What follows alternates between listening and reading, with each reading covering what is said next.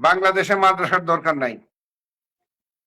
বাংলাদেশে মাদ্রাসার শিক্ষকরা ছেলেদের সাথে বলাৎকার করে, মেয়েদের খবর তো আমরা পাই না মহিলা মাদ্রাসায় কি হচ্ছে।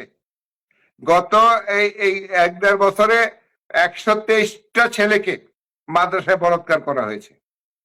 মেয়েদেরটা তো আমরা খবর পাইনি, তাও যতটুকু বাড়ির থেকে খবর পেয়েছি তাও 100-150 মেয়েকে র্যাপ করা হয়েছে মাদ্রাসায়। তা আমাদের দেশের মাদ্রাসায় কি কাজে লাগে? মাদ্রাসা হলোরা এই 5ই আগস্ট করে পাকিস্তানের ভালোবাসা দেখায়, মাদ্রাসা হলোরা র্যাপ করে আমাদের দেশে, মাদ্রাসা হলোরা আপনার বলাৎকার করে। এই মাদ্রাসাগুলো বন্ধ করে দেওয়া দরকার। আচ্ছা, তো কনসেপ্ট আনছে ডিভাইড এন্ড রুল করার জন্য ব্রিটিশরা, সেই ডিভাইড এন্ড রুল তো এখনো সাকসেসফুল তারা। আমরা বলবো যে মাদ্রাসাগুলোকে জেনারেল এডুকেশনের লাইনে সরাসরি এনে একদম স্কুল কলেজ বানায় দেওয়া দরকার। মাদ্রাসা ছেলেরা সাধারণ জেনারেল নলেজের মতো লেখাপড়া করবে।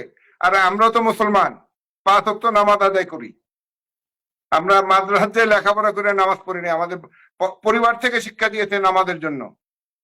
নামাজ রোজা এগুলো আমরা মুসলমান হিসেবে করতেই হবে।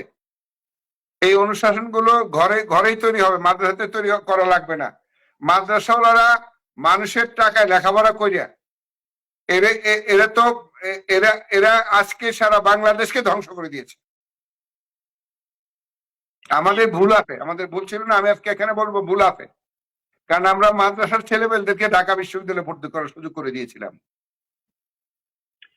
তাকান সবগুলা বিশ্ববিদ্যালয় কারা, বিপিজিএস কারা হয়েছে?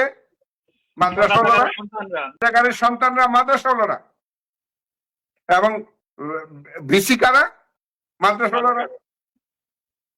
প্রবিসি কারা? মাদ্রাসাওয়ালারা। তারা সব রাজা কারারগা দখল করেছে। তবে আমরা 71-এ ছেড়ে দিয়েছিলাম, এবার ছাড়বো না।